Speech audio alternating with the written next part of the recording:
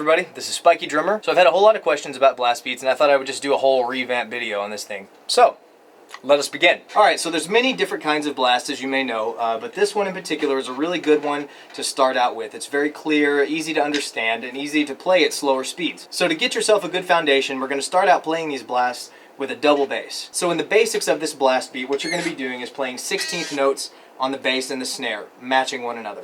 However, you're going to be alternating your bass pedals, right, left, like you normally would with a double bass pattern. And you're just going to be matching that with your snare. So play at a really slow speed like this. So when you get used to that, then go ahead and start working on the actual drum beat. Now that you're used to playing with your right hand on the snare and then the double bass is going, we're going to take your left hand and play 8th notes on the hi-hat like this.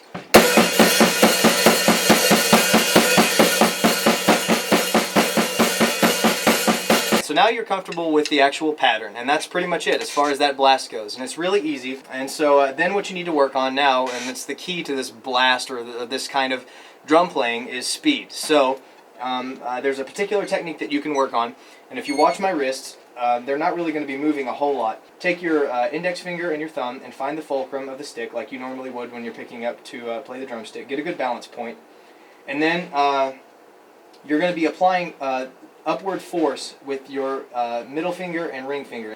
But basically you're going to be using the rebound of the snare to throw your stick back at you, and then you're going to throw it back down onto the snare with those two fingers that I showed you.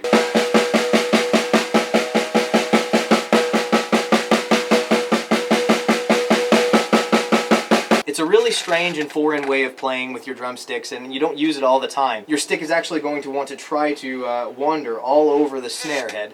And so try to keep it pretty focused on the middle of the snare, and that's a really good way to practice, just to focus on the middle of the snare and start working your way up in speed. All you need to do is practice it at gradual speed increments, so just move your way up every time that you get used to a certain speed, play that for a while, and then step it up ever so slightly, and then keep stepping it up ever so slightly after that, until finally you've moved your way up in speed.